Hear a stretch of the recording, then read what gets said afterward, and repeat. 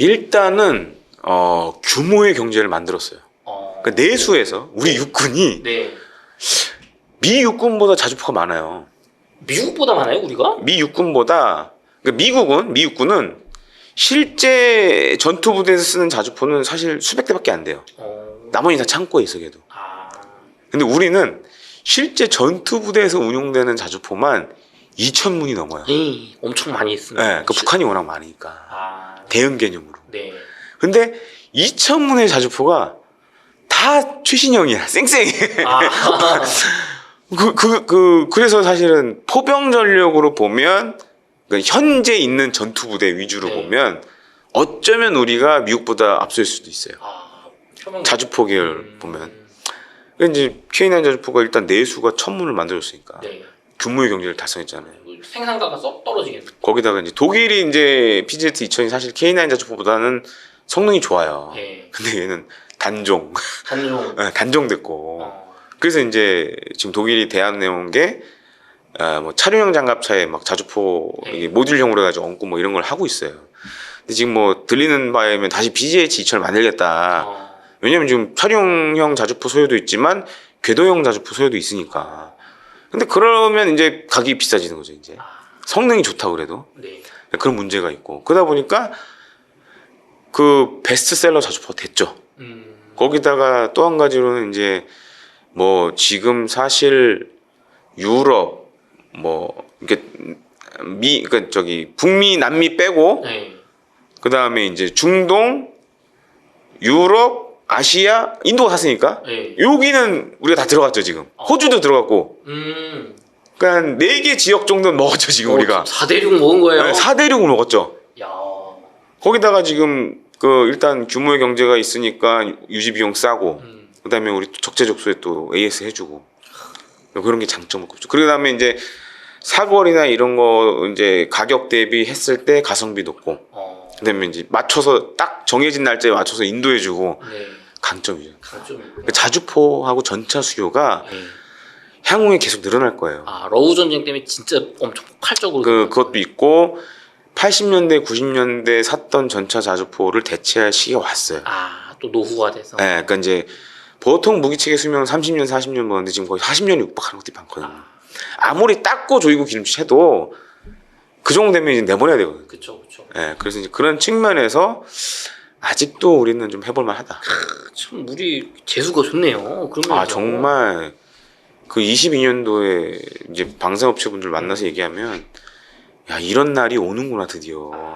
예상 못했다. 그러니까 22년 전에 21년 말에 그러니까 22년 초 다 네. 내리막길이었어. 진짜 카이도 내리막길이었고 로템도 내리막길이었고 하나만 그나마 이제 전차 뭐 열 몇 대씩 이렇게 띄엄띄엄 팔고 있던. 근데 그때도 하나도 걱정이 있었거든요. 야 이거 끝나면 우리 뭐 해야 되지? K9 자주포 이제 국내에서 양산은 더 이상 없고 네. 해외 수출해봤자 뭐 열매문 뭐 이렇게 있었거든요. 그러니까 자주포를 많이들 안 샀거든. 그때만 하더라도. 근데 러운 전쟁이 딱 터지니까 야 포벽 전력이 중요하다. 이게 된 거예요. 그래서 이제 트렌드가 확 바뀌었죠.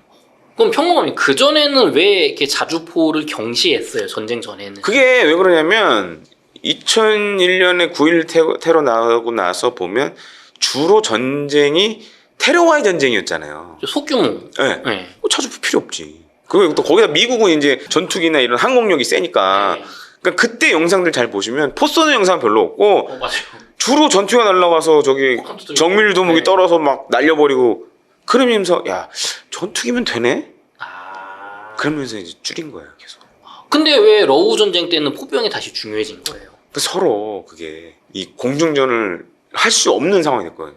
왜냐면 서로 뭐 지대공 미사일 이런 게 워낙 러시아 우크라이나 거 없이 다 강력한 체계 갖고 있으니까 전투기들이 활약할 그 공간이 안 만들어지는 거예요. 근데 반면에 이제 우크라이나하고는 좀 영리하게 썼고 러시아는 약간 좀 어리버리하다가 격출 많이 당했고 거기다가 이 포병의 장점이 뭐냐? 기상 영향을 거의 안 받아요. 비가 오나 눈이 오나 쏘면 표적에 떨어져요 항상. 그죠. 전투기는 근데 날 안 좋고 이러면 못 뜨거든. 그죠. 뭐 번개 치고 비 많이 오고 시계 안 좋으면 못 하잖아요. 근데 포병은 상관없어요. 가동률이 좋구나. 가동률도 좋고 기상의 영향을 거의 안 받죠. 네. 그러니까 야 그리고 옛날에는 사실 이제 막 뭐 쏟아붓는 개념으로 포를 쐈잖아요. 예. 우리도 이제 뭐 합동 화력 시험 보면 이게 K9 자주포가 여러 대가 쫙 서가지고 그냥 꽝 쏘잖아요. 아, 그 멋있어. 그 산에 이렇게. 네. 저도 이제 실제 가서 보긴 했는데, 예. 근데 요새는 그래서 이제 정밀도가 많이 떨어졌거든요. 아, 이 포병 사격의 정밀도가 네. 높지 못했어요. 옛날에 그냥 물량으로 그냥 네. 대충 맞아라. 그래서 지금은 예. 드론이 활개치다 보니까 네. 드론이 딱 관측 역할을 해주면서 정확하게 좌표를 찍어서 알려주는 거예요. 아, 드론이 정확히 요 좌표로 쏴면 네. 알려줄 수가 있는 거구나 이제. 드론을 보고 조종한 사람이 보고 있다가 좌표 딱 찍으면 그쪽 포대로 딱 보내버리면 바로 쏘면 되니까. 그러면 한 발, 그러니까 보통 이제 그걸 수정 사격이라고 하는데 네. 한 두세 발 쏴봐요. 네. 그다음에 이제 탁탁 떨어지는 데가 보일 거 아니에요. 네. 그러면 목표 안에 거의 가까워졌다. 네. 그럼 쏴! 그러면 이제 우르 쏘는 거거든요. 아. 그런 식으로 하거든요. 네. 근데 지금은 사람이 굳이 갈 필요 없고 드론 띄워가지고 보면서 관측하다니까. 그러니까 요즘은 드론 때문에 옛날처럼 포를 많이 안 쏴요. 아. 그냥 한 발, 두 발 쏴보고 들어왔네? 다 쏴! 그럼 끝이에요. 아, 그럼 옛날에는 야 여기 써보고 대충 여기 써보고 뭐 왼쪽 오른쪽 뭐 맞춰서 네. 이런 걸 했는데 지금은 그냥 한두 발 쏴보고 바로 그냥. 다 집어넣는 거지 그냥. 아. 그러니까 무서워진 거죠. 그러면은 저기 낭비가 줄어드네요. 포탄 양, 그래서 소비 양도 네. 물론 이제 우크라이나전이 크다 보니까 소비 양이 그만큼 줄게 되죠. 근데 정확도는 높아지고 그렇죠. 기상 영향 없고. 네. 근데 아까 그 뭐 일부 때 저한테 얘기해 주신 뭐 미티어 미사일인가 그 비행기에서 쏜 거 40억이라고 했잖아 한 발에. 네. 포탄은 싸잖아요. 아, 가성비가 상대가 안 되는구나. 네. 포탄은 싸죠. 그러니까 최첨단 무기 비싸고. 그래서 풍산이 대박 난 거 아니에요. 그러니까 러시아 우크라이나전이 불러온 이 무기 체계들 대박 난 아이템들 보면 다 그거예요. 그러니까 그런 거예요. 155mm 포탄. 네. 풍산 대박 났죠. 그래서 그렇죠. 지금 10년치 오더 갖고 있는데 걔네들은. 10년 동안. 근데 이 양반들이 그걸 안 해. 홍보를 안 해. 홍보를 안 하는 업체들은 특징이 있어요. 홍보 안 해도 먹고 살만하다 우리는. 그 주가를 할 필요 없어. 많으니까. 그 사실은 저평가됐죠. 풍산은 오히려 내가 봤을 땐 너무 저평가돼 있다. 10년 먹거리가 쌓여 있다. 24시간 돌려요 거기는 지금. 난리도 아니에요 지금. 진짜요. 공장 새로 지려고 그러고 막 이래요. 그러니까 지금 155mm 포탄은 뭐 우크라이나전 끝나도 그건 계속 이어질 것 같아요. 네. 왜냐면 우크라이나전이 소모한 포탄이 너무 많아서. 아, 쟁여놔야 되니까. 그럼 이제 우리도 뭐 400만 발, 500만 발 이렇게 갖고 있는데 이걸로도 불안하다라는 얘기가 나오는 정도니까. 그러면 이제 그런 친구들 유럽이 지금 포탄이 거의 바닥났거든요. 지금. 미국도 마찬가지고. 미국도 없어요. 미국도 다 뺏어 줬으니까. 그래서 안 되니까 우리 보고 달라고 그러고 막 그랬던 맞아요, 그때 거거든요. 그랬죠. 그래서 포탄은 아마 꽤 갈 것 같아요, 이거는. 네. 아니 그럼 또 그 평론가님 K9 자주포도 인기고 흑표 전차 뭐 네. FA50 다 인기인데 최근에 트럼프 대통령이 네. 야 우리 중국의 상선에 너무 물류를 의존하고 네. 있다 보니까 다 네. 국적이 중국산이다. 네. 그리고 전투함을 좀 만들려고 했더니 네. 우리가 능력이 안 돼. 안 돼요. 그래서 한국이랑 협력해야 된다 뭐 이런 얘기를 하는데 네. 2차 세계대전 때 미국 그냥 항공모함 일주일에 하나씩 찍었던 나라 아닙니까? 아, 그때는 어마무시했죠. 그러니까 이제 항공모함 얘기해 주셨고. 네. 미국이 2차 세계대전에서 이길 수 있었던 것 중에 하나가 수송선이었어요. 수송선. 리버티급 수송선이라고 있는데 네. 그러니까 아주 규격화된 수송선을 대량으로 찍어낸 거예요. 그러니까 사실 전쟁을 하면 보급이 중요하잖아요. 그쪽 배로 막 날라야지 타니까. 근데 미 본토에 이제 어마어마한 물량이 있는데 네. 이거를 해외로 보내야 될 거 아니에요. 그렇죠. 그러려면 수송선이 핵심인데. 네. 그래서 수송선을 정말 붕어빵 찍어내서 다 찍어냈어요. 아. 그래서 그게 사실은 그 배들이 예. 7, 80년대까지도 계속 운용이 됐었어요. 오래 썼구나. 근데 이제 80년대 이후로 이제 미국의 조선업이 자빠지기 시작한 거죠, 이제. 아. 지금은 사실 이제 보통 조선업 3개로 분류하죠. 이제 상선, 네. 플랜트, 특수선 군함. 예. 이 두 가지는 망했어. 상선 플랫은 망했어요. 그냥 전멸이었어요. 전멸됐어 지금. 예. 특수선 좀 있어요. 군함은 좀 해요. 그래서 이제 그 제너럴 다이나믹스 마린 시스템 뭐 거기가 하나 큰 게 두 업체가 있고 네. 거기 하나 그다음에 노스그루먼 밑에 또 하나 있고 음. 근데 여기도 지금 문제가 많아요. 어떤 문제가 있냐? 그 이제 코로나19 영향을 많이 받았어요. 네. 코로나19 때 조업을 많이 못했잖아요. 일을 못했잖아요. 그렇죠, 그렇죠. 근데 이제 아까 KH처럼 비슷한 거예요. 놀아야 되는 상황이 와버린 거예요. 그러다 보니까 이제 여기 이제 숙련된 노동자들이 예. 딴 데로 간 거야. 아, 아마존 가서 배달을 하고 음식 배달하고 뭐 이렇게 돼버린 거야. 그렇죠. 집 먹고 살아야 되니까. 네. 그리고 다시 시작하려고 하니까 사람이 없어. 그 난리가 났죠. 그래서. 나는 이미 딴 일 하고 있어요. 네. 거기다가 그래서 이제 작년엔가 한번 이게 문제가 터졌었어요. 용접 불량 사태가 한번 터졌어요. 배를 만드는 핵심 용접이잖아요. 네. 용접 불량 사태가 터진 거예요. 미국이 그 정도까지. 네, 그래서 이제 막 그거를 제작사 이제 그에서 이제 미 해군에 통보도 하고 막 이랬었어요.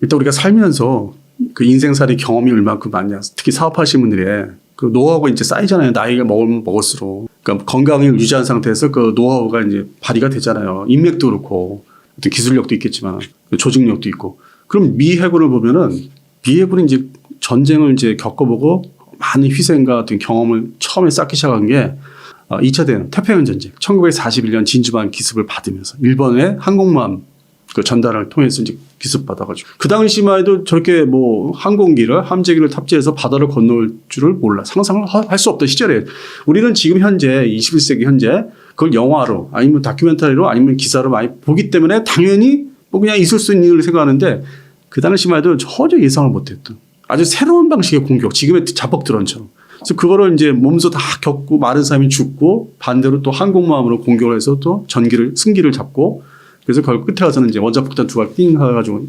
끝내버렸잖아요. 그러니까 이제 그게 1대1로 자기가 일본과 미국이 직접 붙은 거잖아요. 그리고 그 당시에 중국은 거기에 그렇게 변별하게 도움을 못 줬어요. 러시아는 뭐 저쪽에 자기네 전쟁에 아주 급하니까. 그래서 그거를 이제 미국이 이제 2차 대전 때 겪으면서 항공모함의 전력의 중요성, 그다음에 함재기, 거기 실린 전투기, 뭐 초계기, 뭐 여러 가지 지원기들 그걸 꾸준히 발전시킵니다. 1945년 종전 우리가 8.15가 이제 종전으로 알고 있는데 그 이후로 꾸준히 발전을 시켜요. 그 부분은 소홀히 안 하고 그리고 기술이 뭐 어떤 뭐 캐터펄트라는 뭐 사출기라든지 뭐 방공 미사일이든지 뭐 레이더 시스템 뭐 밑에 승조원들이 생활 공간 밑에 정비 공간부터 해서 끊임없이 쉬지 않고 발전시켰고 중간중간에 그거를 이제 확인해야 돼. 테스트를 해봐야 되잖아요. 그래서 6.25 전쟁 때부터 시작을 한 거죠. 그리고 이제 본격적으로 모든 걸 테스트해 본 게 베트남전이에요. 베트남전 때 대규모 항공모함 전단을 아주 교체를 열심히 하면서 뭐 수십 척을 투입을 했죠. 그 노하우가 쌓여졌으면서도 그게 단절이 되지 않고 또 70년대 꾸준하게 80년대까지 꾸준하게 하다못해 탑건 영화의 그 탑건 1이죠. 탑건 1 영화의 어떤 그 모멘트가 됐던 게 리비아 공주운전 그 80년대 있었죠. 뭐 두 차례인가. 그것도 다 경험이고 그 노하우가 다 쌓여있고 그리고 이제 결국 91년도 걸프전 때 지상공격 함재기를 사용해서 지상공격을 어떻게 되나 그것도 이제 뭐 F-14 통킥 같은 거 F-18이라든지 그런 이제 함대 방공이라든지 그런 노하우가 하루도 안 쉬고 미국은 쌓여왔는데 중국은 그 막강한 미 해군의 전력과 기술을 그러니까 전혀 없으니까 옛날에 이제 그 90년대까지 얘기하는 건데 없으니까 대만을 이제 섬을 이제 바다를 건너 들어가야 되는데 항공모함이 뭐 커버해 주는 게 없고 미 항공모함은 여차하면 들어와서 그러니까 가로막으니까. 그래서 이제 중국 항공모함이 탄생이 된 계기인데 그냥 간단히 말씀드려서. 근데 그 노하우가 그러면 중국이 있냐 이거죠. 그럼 아주 뭐 모든 걸 겪어본 게 이럴 때 어떻게 작전해야 되고 이럴 때 어떻게 되고. 그러니까 그 실전 경험과 그 함재기 발전사, 그다음에 항공모함 발전사를 보면은 결국 미국이 현재 원자력 추진 기관으로 해서 항공모함을 구동하는 게 11척. 전 세계에서 미국밖에 없죠. 11척이라는 나라. 러시아가 한 척인데 그건 재래식이에요. 재래식 엔진. 그리고 중국이 현재까지 3척이 이제 갖고 있는데 다 저기요. 증기 터빈으로 움직여요. 근데 여기서 증기 터빈이라는 말 자체를 보면 좀 뭐 옛날스러운 미국도 증기 터빈으로 움직이는 때가 있었죠. 근데 제가 알기로는 증기 터빈이 뭐 갑자기 긴급 출동을 한다 그러면 그 거대한 배를 이제 뭐 엔진을 시동을 해야 되는데 그 금방 되겠어요. 뭐 이렇게 좀 데워야 되고 뭐 여러 가지 있어요. 그 옛날 방식의 엔진들이. 즉각적인 그 대응 태세가 안 되는 것도 있고, 물론 이제 가스터빈은 이제 구축하면 호위하면서 이제 그게 되는데. 그래서 그런 거. 하여튼 그 설비 시스템도 좀 뭔가 아직도 벗어나지 못하고 있고, 그리고 함재기라고 이제 싣고 있는 게, 러시아제 그 SU-27 계통의 그 이제 개량한, 물론 이제 우크라이나에서 또 뭐 기술 빼돌리고 해서 어떻게든지 옛날 그 소비에트 연방 때 다 거기 다 산재돼 있었으니까. 그래서 카피터스 만든 게 지금 J-15. 그것도 뭐 몇 대 안 되고. 근본적으로 그 거대한 등치의 전투기란 말이에요. 스텔스가 전혀 아니에요. 그 뭐 레이더가, 그러니까 몸이 크니까 레이더도 큰 걸 써요. 그래서 흔히 뭐 이 중국봉이나 러봉 얘기할 때는 뭐 중국제나 러시아 전투기 탐지거리가 400km야 이제 그런 얘기 다 하는데, 근데 몸이 있다 크단 말이야. 스텔스도 아니고 비스텔스기고. 근데 상대방 미 해군은 스텔스란 말이에요. 그 항공모함에 실려 있는 절반의 전력이 뭐 F-35B나 경항모, 그다음에 C 지금 이제 배치가 본격되고, 걔는 이쪽 중국의 전투기에 금방 발견이 되겠어요. 어느 정도 거리가 가까워져야만 알 수 있는 거예요. 근데 멀리서 미국제 그 스텔스 전투기가 함재기들이 오는 줄을 모른다니까. 자기는 몸이 커서 이미 상대방한테 포착이 돼 있고, 근데 자기는 중국제 전투기는 어디서 오는지 아직 그래서 가까워지는 건데, 그럼 이쪽에서 미사일을 먼저 봤을 수도. 그리고 면밀하게 성능을 이제 비교하면은 더 전체 중국 해군의 함정 척수가 문제가 아니라는 거죠. 그게 그러니까 질적으로 아직은 그 가고 있는 중간 단계라는 거죠. 현재. 그래서 시진핑이 이제 말하기를 최소한의 전력을 구비를 하려면은, 그러니까 중국판 뭐 이지스함이라든지 만 톤짜리들, 뭐 055 같은 거, 그게 뭐 한 20여 척이라도 실전 배치를 하려면 한 2027년으로 생각한다는 거죠. 자기가 보고를 받기를, 그런 보고서에. 그다음에 스텔스 전투기가 지금은 이제 J-20이라고 해서 좀 큰 스텔스 전투기를 이제 한 200대 갖고 있다는데, 뭐 거기에 더 추가로 생산해서 뭐 한 250대, 뭐 300대까지만. 그러니까 기본이 한 중국의 공군은 기본이 한 300대인 것 같아요. 땅이 넓으니까 한쪽에 전력을 또 집중하려면 또 전체 또 배치하고 있는 방어하는 전투기도 필요하니까, 스텔스라도. 그래서 그런 측면에서 전투기를 더 만들어야 되고 더 보급을 해야 되고, 그리고 이제 상륙함, 바다를 이제 건너갈 수 있는 전차나 병력을 싣고 갈 수 있는 최신 뭐 상륙함도 더 만들어서 실전 배치도 해야 되고. 그래서 그런 거를 이제 보려면 아직도 중국 해군의 입장에서는 실제로는 마음속으로는 아직도 멀었다.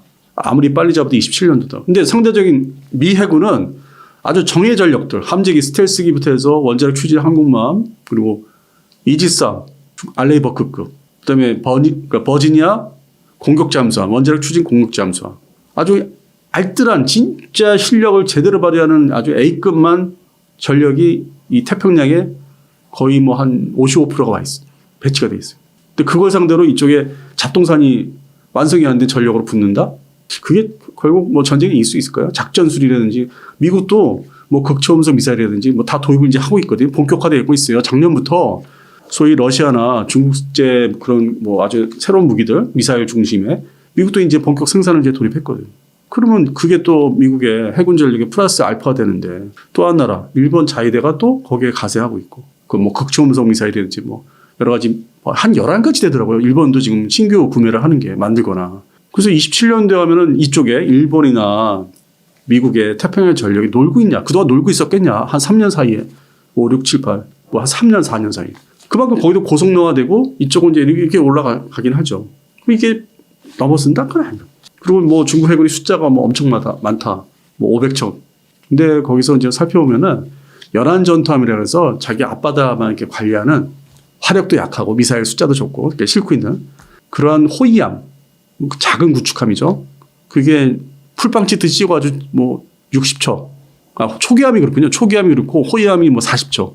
그래서 그 좀 라이트한 전력이 연안 중심에 관리할 수 있는 전력이 한 100척은 돼요. 그게 이제 전체 숫자에, 함정 보유 숫자에 플러스가 되니까 전투함이 엄청 많어. 근데 이제 미국에서 볼 때는 그거 가지고 나한테 덤빌 수 있겠어. 화력이 안 되고. 조금만 나와도 저거 우리 공군력, 그 함재기나 이 극동에 배치된 공군력으로 다 제압이 되는데. 그다음에 미 보트에서 뜨는 폭격기로 다 제압이 되는데. 미사일로 다 제압할 수 있는데. 왜냐면 그 60척, 40척의 그 함정들이 그 방어력이, 그 공중 방어력이 약해요. 금방 격침이 될 수 있는 거 얼마든지 발견만 되면. 그래서 그거를 그냥 외형적으로 중국을 좋아하는 분들이, 중국의 어떤 이해관계가 있고 먹고 사는 분들, 경제관계도 있고 하는 분들이, 또 중국을 좋아하시는 분들이 그걸 이제 선전을 많이 하시는 거죠. 면밀하게 이제 얘기를 안 해주고. 근데 저같이 중간에 입장에서 보면은 이게 아닌데 왜 자꾸 이런 기사가 나. 시진핑도 얘기했는데 최소 27년 돼야만 그 어느 정도 기본 전력이 완비가 된다고 했는데, 그럼 실제 전쟁을 일으킬 수 있는 거는 지금이 아니라 27년도 이후라는 얘기거든요. 그리고 시진핑 그쪽의 입장에서는, 중국 입장에서는 일단 트럼프가 이제 집으로 갈 때, 그러니까 트럼프 기간 내는 이거 골치 아픈 거예요. 이 트럼프가 알 수가 없는 사람이니까. 물론 바이든은 대만에 쳐들어가면은 바로 참전하겠다고 했지만은, 이 트럼프는 지금 NCND 얘기를 안 하는 거예요. 그러니까 이게 알 수 없는 거잖아요. 그러니까 이 시진핑 그 체제에서는 야 일단은 내가 27년 얘기했지. 야 따져보자. 5, 6, 7, 8. 4년은 일단 피하고 보자. 그리고 이때 가야만 뭐 기본 전력이 완비가 된다며.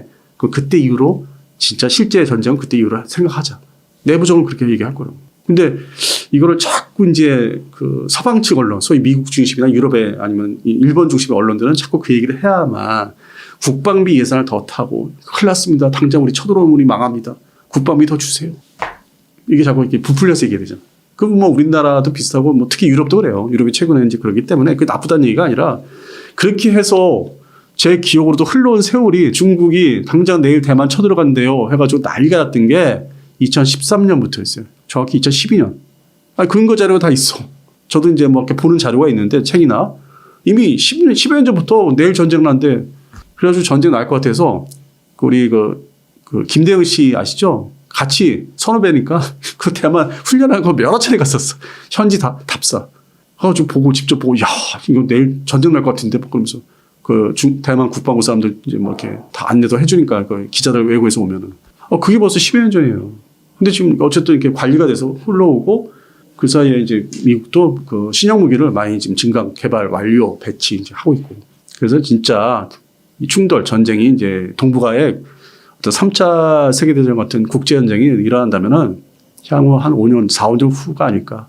트럼프 정권 이후에나 알 수 없는 미래 정권에서 그건 가능하겠다. 근데 지금의 어떤 그 숫자상의 비교는 의미가 없다. 그거는 방어 전력이에요. 지금에 말씀드린 해군, 중국 해군의 전력들은 대부분 방어 전력이고 공격 전력은 더 구비를 해야 된다.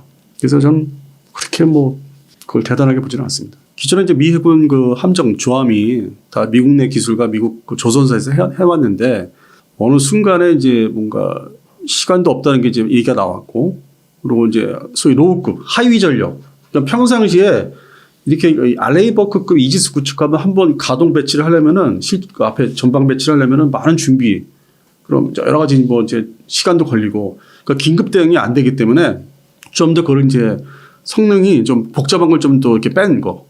뭐 레이더 시스템이죠. 이지스 레이더 시스템이 좀 더 간략화한 거. 그리고 즉각 배치가 조금이라도 시간을 절약할 수 있는 전투함이 필요하다. 그렇게 해서 평상시에 어떤 경계 태세를 유지해서 견제를 해야 된다. 그래서 이제 시작된 게 최초의 20년 전에는 이제 LCS라고 연안 전투함. 그래서 뭐 가벼운 호위함, 무장이 좀 경량이죠. 가볍고 뭐 무장이 많지 않은. 그거를 시작했는데 그것도 두 종류의 이제 LCS 연안 전투함을 이제 설계해서 생산했는데 이게 역시나 화력도 약하고 뭔가 이 새로운 엔진 체계도 늦어요. 뭐 새로운 차세대 추진 체계도. 근데 이게 말도 안 듣고 고장도 자주 심하고 그리고 화력도 근본적으로 화력이 너무 약하니까 얘가 과연 중국 배를 상대로 또 극동 러시아 함대도 있는데 이걸 이 화력으로 되겠느냐? 그러면 이렇게 그 추진 체계도 이렇게 고장이 잘 나고. 그래서 그게 이제 숙제가 이제 흘러내려왔죠. 그러다가 이제 뭐 한 3, 4년 전에 아예 그러면 해외에서 설계도를 사오자. 우리가 미국 내에서 만들더라도.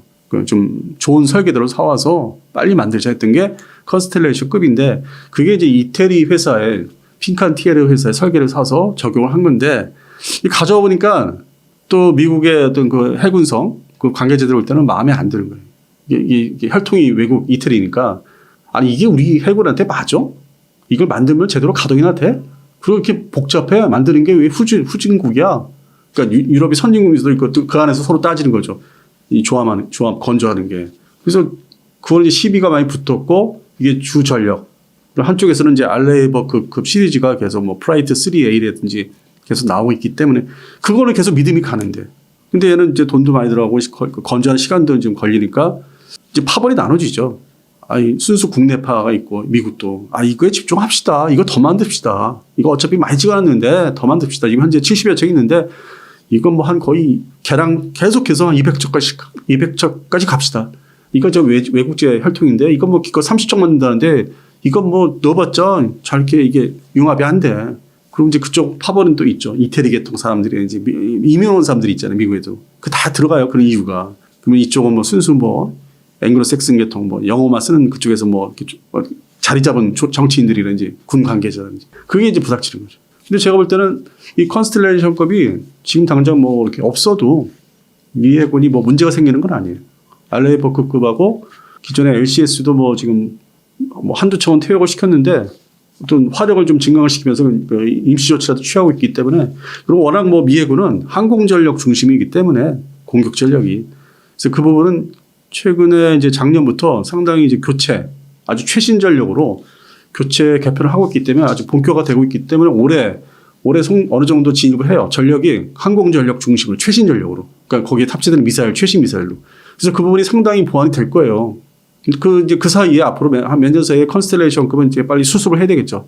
어차피 결정했으면 30척까지 뭐 만들던지. 그래서 그 컨스텔레이션급은 뭐 하이로믹스 개념으로 옆에 보조 전력으로 이제 최전방에 태평양 이쪽에 동북아시아에 배치를 한다든지 아니면 연안 아니면 대서양에 좀 나눠서 배치한다든지 그러면 도움은 되는데 결정적인 전력은 아니에요. 결정적인 전력은 역시 알레이버크급 시리즈예요. 그리고 차세대 구축함이 또 DDG-X라고 따로 준비되는 게 있기 때문에 그 예산 싸움일 수도 있어요. 더 중요한 함정에 더 집중하자. 돈을 더 투자하자. 그 설계 개발하는데. 그러면 서로 예산 뺏어 먹기를 하다 보면은 시원찮은 이렇게 좀 뭔가 좀 약간 약해 보이는 거는 이제 예산을 다 하다가 이렇게 다 줘서 이거를 빨리 시작합시다. 뭐 그렇게 이제 그런 싸움이 있을 수 있기 때문에 새로운 전투함 대형 아주 고성능 차세대 구축함으로 저는 이제 그런 싸움의 일환이 아닐까. 그 내부에서는 다 정치적인 거죠. 군사 이 무기도.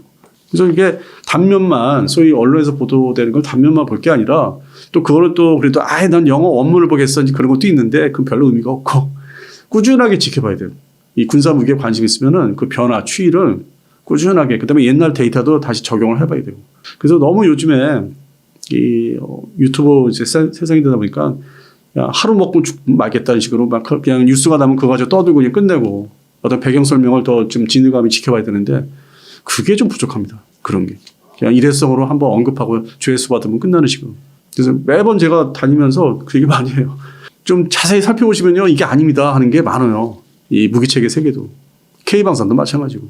그래서 저는 좀 다른 시각을 갖고 있습니다. 20년 전부터 2003년, 4년 이제 본격화된 건데 한국형 구축함들 나오기 시작한 게 그게 뭐 최종적으로 이제 1차 사업에서 12척이었고 지금 추가 이제 사업을 이제 준비를 하고 있지만 후속 사업으로. 그리고 이제 연안 호위함.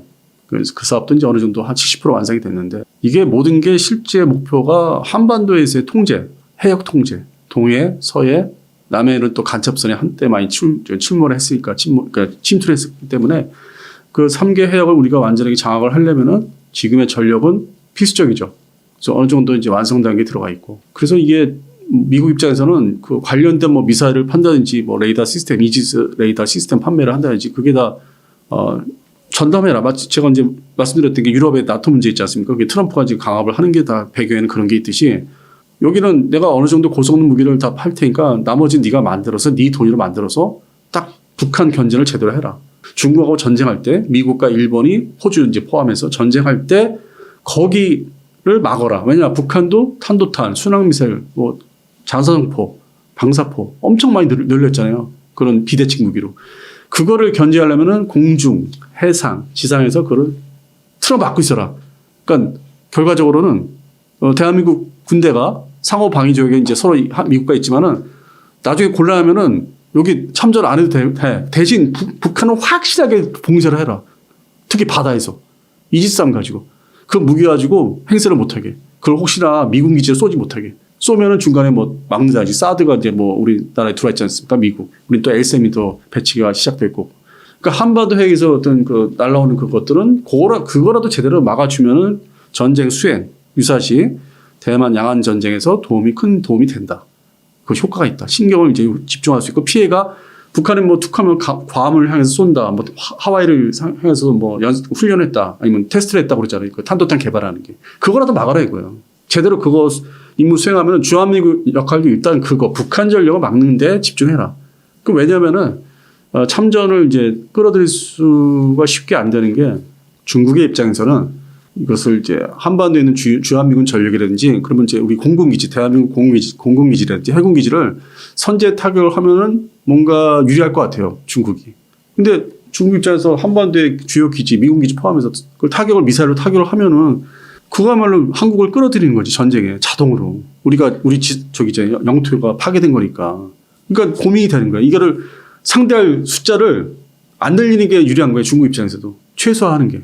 그래서 그 고민 사항이 지금 이제 유사시에 일본 오키나와 땅을 어떻게 거기 미군 기지가 또 있으니까 주일 미군 기지 아니면 일본 열도 안에 뭐 미사와라든지 요코스카 요코타 기전을 저거를 우리 중국제 탄도탄으로 순환미사를 때리고 시작해? 그러면 저거 일본도 자동방어로 이게 개입을 할 텐데 그 나름대로 고민이 있다는 거예요. 그냥 내가 대만만 두둑 패면 간단한데 일단 그 해상 봉쇄만 해가지고 그냥 패면 금방 끝날 것 같은데 그때 또 이게 미국이 어떻게 나올지 모르니까 일본도 마찬가지로. 그러면 저걸 타격을 때리고 시작해야만 유리한데 그러니까 복잡한 거예요. 지금이 고민이 중국이 사실은 많고 경제 문제 결부됐고 점점 이게 에스컬레이션 작용하고 있고 그러면서 전력은 다 완비가 아직 안 됐고 그 주변국이나 미국의 문제도 있고 거기에 이제 한반도 문제까지 이제 그걸 개입을 시켜야 되나?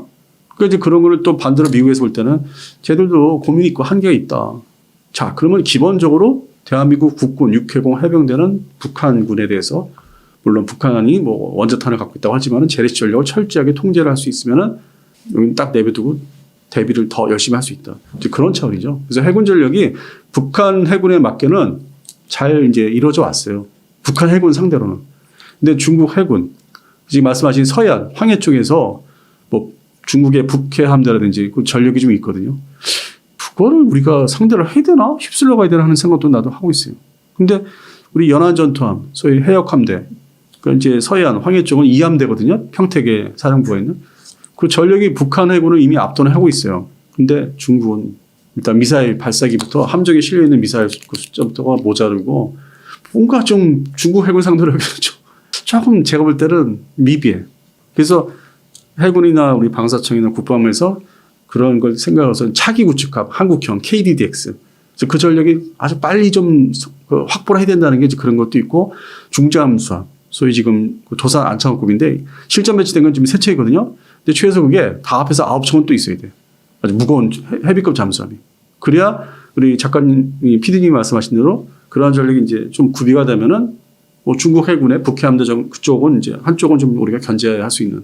그러니까 우리가 북한 해군은 이제 능가했지만은 중국 해군 이쪽에 함대 상대로 하기는 아직은 좀 화력이 모자르지 않나. 왜냐면 뭐 기동전단이든지 이런 이지스 구축함이 뭐 제주도나 부산에서 이렇게 올라오면 된다고 하는데 또 그러면 그쪽이 비기 때문에 뭐 러시아 극도화 함대도 있고 그래서 전력을 더 키워야 돼요 지금. 그러니까 1차 북한 해군을 상대로는 어느 정도 이제 올라섰다. 그다음에 이제 말씀하신 대로 중국 해군 상대로 또 준비를 더 해야 된다. 그래서 지금 전력 증강은 하는데 역시 그 돈과 시간이 그게 문제야 항상. 시간이 또 그만큼 흘러가고 돈도 들어가고 예산 확보해야 되고. 그래서 그것도 역시 2028년 이후에 우리 K방산처럼 뭐 2028년 이후에는 좀 어느 정도 좀 올라서지 않을까. 또 주변국 상대로 어떤 전력이 향상되는 게. 그래서 뭐를 이게 살아가면서 뭐를 완성했다 싶으면 또 새로운 과제가 주어지고 또 새 물건 사야 되고 새 물건 만들어야 되고 국산화해야 되고. 그러니까 이게 계속 이제 이게 반복이 돼요. 10년 단위로. 그러다가 이제 폴란드 수출이 터져. 좀 빛을 보고 이제 막 우리가 이제 기뻐하고 또 그러면서 KF-11이 탄생한 거고. 다 이게 시간과 돈의 어떤 그 흐름을 이제 겪다 보니까 앞으로 또 새로운 기다림이 또 있는 거고 존재하는 거고. 그래서 이렇게 뭐 간단치가 않습니다. 무기 체계나 무기 수출 K방산 이겼다 간단치가 않아요. 더 달려가야 돼요. 또 달려가야 돼요.